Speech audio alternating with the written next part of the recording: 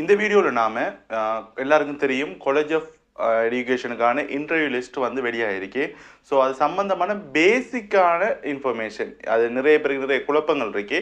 So நான் இது வரைக்கும் பார்த்து இந்த பேசிக்கான இன்ஃபர்மேஷனை பற்றியும் அதே மாதிரி ப்ரைமரி எஜுகேஷனுக்கு மட்டும் இது வரைக்கும் நான் அனலைஸ் பண்ணி பார்த்துருக்கேன். எந்த டிஸ்ட்ரிக்ட் எப்படி என்ன மாதிரி ரிசல்ட் ஸ்கோர் கெடுபட்டிருக்காங்கன்னு சொல்லி அந்த டீட்டெயில்ஸையும் தான் இந்த வீடியோவில் நம்ம பார்க்க போகிறோம். ஃபெஸ்ட்டு விடயம் எனக்கிட்ட பர்சனலாக காட்சியாட்டியும் நிறைய பேர் செஞ்சுருக்கிறீங்க. இண்டிவிஜுவலாகவும் சரி, குரூப்லேயும் சரி, யூடியூப் சேனல் எல்லா இடத்தையும் நிறைய பேர் ரிசல்ட்ஸ் வந்த உடனே நீங்கள் பார்த்து அடுத்த நிமிஷமே அனுப்புனே எனக்கு தான் ஓகே, ஏதோ ஒரு நம்பிக்கை இவர்கிட்ட கேட்டாத ஒரு விஷயம் தெரியும். இருந்தாலும் நானும் அதை பற்றி தேடினா தான் படித்தாதான் எனக்கும் தெரியும். மினிஸ்ட்ரிகிட்ட கேட்குற கேள்வியை கேட்குறீங்க, ஏன் எனக்கு எடுக்கலை, ஏன் இது செய்யலைன்னு சொல்லி, அதாவது இந்த ரிசல்ட்ஸ் வந்துட்டு இப்படின்னு சொல்லி. ஸோ எல்லாத்துக்கும் ஒரு பொறுமை வேணும். நீங்கள் இப்போ பெச் என்ன பொறுமைங்கிறது ஒன்று இருந்தால் மட்டும்தான் அடுத்த ஆட்டத்துக்கு என்ன செய்யலாம்ங்கிறது விளங்கும்.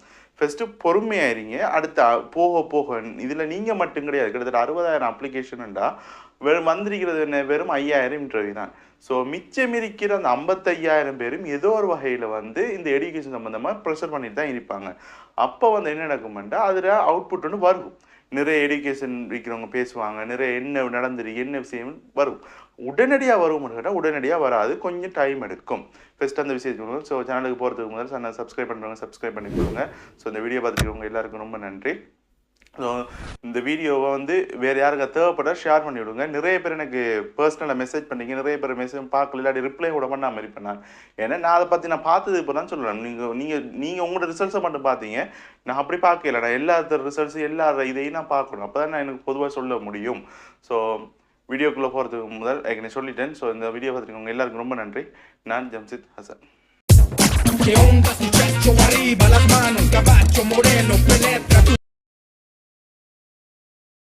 ஜஸ்ட் பேசிக்கான டீட்டெயில்ஸை பார்த்துட்டு போவோம். நான் ஆரம்பத்துலேருந்து சொல்கிற ஒரே ஒரு விஷயம் தான், ஜெட் ஸ்கோரை மெயின் பண்ணி எடுக்க மாட்டாங்க.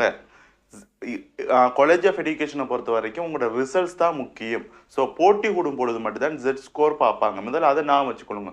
உங்களை விட ஜெட் ஸ்கோர் குறைஞ்ச எடுத்திருக்காங்கன்னா ரிசல்ட்ஸ் அடிப்படையில் உங்களை விட கூடுனவங்களா இருப்பாங்க. நான் ஆரம்பத்துலேருந்து அதான் சொல்லியிருக்கேன். நிறைய பேர் என்ன ஜெட் ஸ்கோரை பேஸ் பண்ணி எடுப்பாங்க, ஜெட் ஸ்கோர் கூட வாராக்களுக்கு எடுப்பாங்கிறதான் சொன்னேன். ஃபஸ்ட்டு ஜெட் ஸ்கோருங்கிறது போட்டி கூடக்குள்ள தான் எடுபட்டிருக்கு. அதே மாதிரி நடந்திருக்கேன்னு சொன்னால் இது ரிசல்ட்ஸ் ஒவ்வொருத்தர் ரிசல்ட்ஸ் இருக்கே அந்த குவாலிஃபிகேஷனை வச்சு தான் மெயினாக எடுபட்டிருக்கு. அதை ஞாபகத்தில் வச்சுக்கொள்ளுங்க. ரெண்டாவது நாம் என்ன பார்க்கணும்னு சொன்னால், எத்தனை பேர் வேணுமென்னு கேட்டாங்களோ அத்தனை பேருக்கு தான் இன்டர்வியூ வந்துருக்கு. இப்போ உதாரணத்துக்கு ஒரு 350 பேர் தான் ப்ரைமரி எத்தனை பார்த்து ப்ரைமரி எஜுகேஷனுக்கு வேணும்னா இன்டர்வியூ சொல்லிட்டா 350 பேருக்கு தான் வந்திருக்கு. உங்களோட கெசட்டில் போய் பாருங்கள், ப்ரைமரி எஜுகேஷனுக்கு எத்தனை பேர் தான் வேணும். 350 பேருண்டா 350 பேர் தான். அது டிஸ்ட்ரிக்டில் இத்தனை பேர்னா அத்தனை பேர் தான் இன்டர்வியூ வந்திருக்கு. வளமையாக எப்படி வாரேன்னா 3 மடங்கு இன்டர்வியூக்கு வரும். ஸோ 3 மடங்கு இன்டர்வியூக்கு அதில் இருந்து தான் என்ன செய்வாங்க, செலக்ட் பண்ணுவாங்க. இது எத்தனை பேர் தேவையோ, ப்ரைமரியை மட்டும் பார்த்துருக்கேன். ப்ரைமரியை பொறுத்த வரைக்கும் மெயினாக மற்றது அதே அளவில் இருக்க பிடிக்கும். ஸோ அத்தனை பேருக்கு தான் இன்டர்வியூ வந்திருக்கேன். அடுத்த ஒரு விஷயம் வளமையாக காலேஜ் ஆஃப் எஜுகேஷனுக்கு லேட்டாகிறேன்னு சொன்னால் இந்த ப்ரொசஸ்லாம் முடிஞ்சதுக்கு பிறகு அதாவது ஏஎல் யூனிவர்சிட்டி ஓசன் அது இதுன்னு எல்லா இன்ஸ்டியூட் முடிஞ்சு நல்லா 1 வருஷம் 2 வருஷம் கழிச்சதுக்கு பிறகு தான் காலேஜ் ஆஃப் எஜுகேஷன். உங்களோட பெச்சை பொறுத்த வரைக்கும் நீங்கள் யூனிவர்சிட்டி டைம்லேயே என்ன நடந்த உங்களுக்கு காலேஜ் ஆஃப் எஜுகேஷன் 2022 2021 கிட்டத்தட்ட முடிகிற காலத்தில் வந்துருக்கு. இதில் நிறைய பிள்ளைகள் யூனிவர்சிட்டிக்கு போகலை. அதை நீங்கள் முதல்ல ஒத்துக்கொள்ளணும். உங்களோட செட் ஸ்கோர் கூட எடுத்த பிள்ளைகள் நல்ல அதில் 2 இது போகுதோ.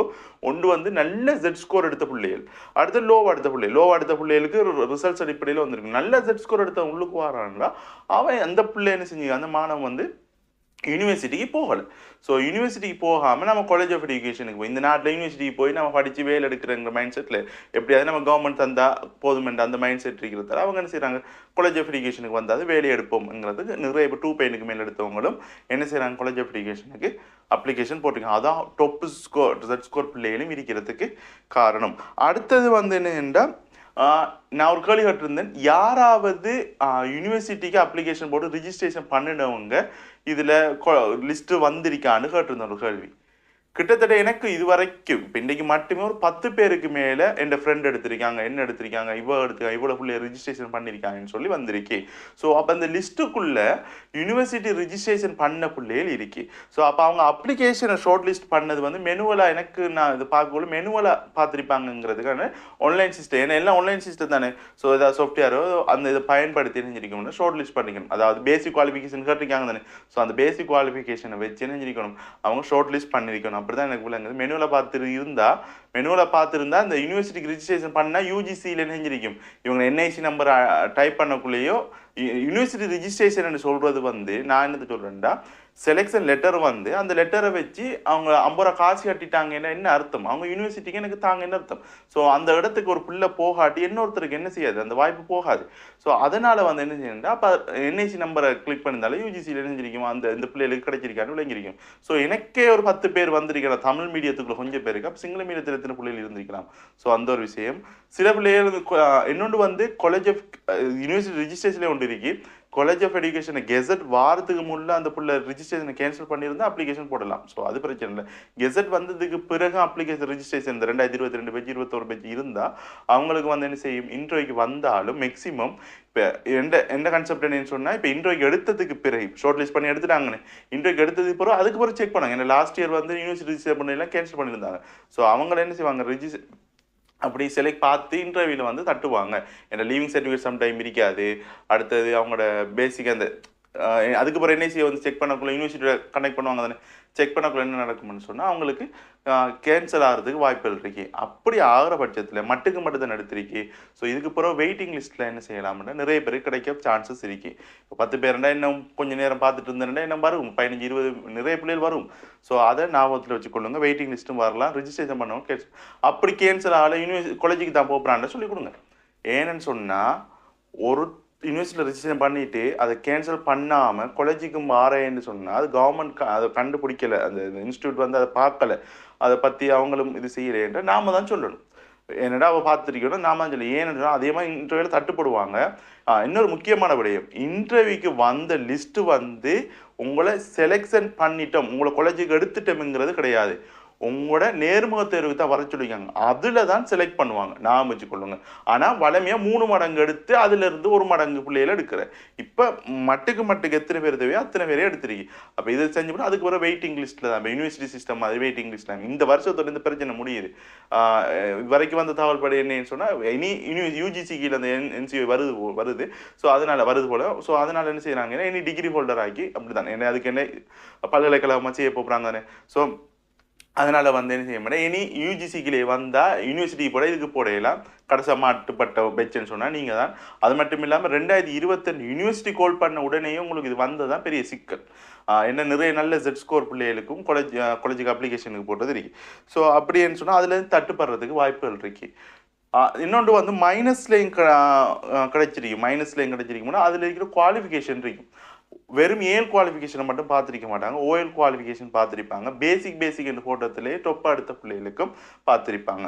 அடுத்து வந்து உங்களோட ஸ்ட்ரீமை மட்டும் பார்க்கல, வேறு ஸ்ட்ரீம் மெட் ஸ்ட்ரீம் எடுத்த ஒரு ஜெட் ஸ்கோரும் சரி, உங்களோட ஆர்ட்ஸில் ஜெட் ஸ்கோர் எடுக்கிறவரும் சரி, 2 பேர் ஜெட் ஸ்கோரும் வித்தியாசப்படும். ஏன்னா 2 பேர் சப்ஜெக்ட் வித்தியாசம், அதில் இருக்கிற என்ன சொல்லலாம் கடினத்தன்மை வித்தியாசம். அதனால அந்த இடத்த வந்து அந்த பிள்ளை ரிசல்ட்ஸை வச்சு தான் மெயின் பண்ணியிருப்பாங்க. அதை நான் வச்சுக்கொள்ளுங்க.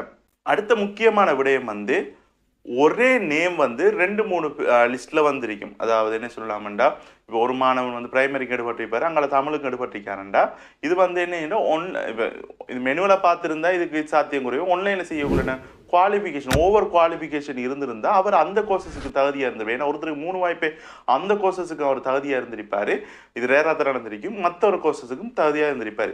ஸோ இப்போ இவருக்கு ஏதாவது ஒரு இடத்த தான் 2 இன்டர்வியூ வேணால் அட்டென்ட் பண்ணலாம். ஆனால் இவருக்கு எங்கேயா ஒரு இடத்தான் கிடைக்கும். அப்போ மற்ற இடம் வந்து எம்டி ஆகிறதால அந்த ஸ்லட்டுக்கு வந்து ஒரு வேக்கன்ட் இருக்கும். ஸோ அதுக்கு வந்து வெயிட்டிங்லேருந்து பிள்ளைகள் எடுக்கலாம். ஸோ அதையும் நான் வச்சுக்கொள்ளுங்க. அப்போ ஒருத்தர் 2 காலேஜ் 2 இதுக்கு படிக்க போகிறதில்ல. அடுத்து வந்து யூனிவர்சிட்டி ரிஜிஸ்ட்ரேஷன் பண்ணியிருந்தால் ஒன்று அவங்க கண்டுபிடிச்சி தட்டிவிட்டாங்கன்னா பிரச்சனை இல்லை, இல்லாட்டி நீங்கள் கண்டுபிடிச்சிங்கன்னா அதை இன்ஃபார்ம் பண்ணுங்க.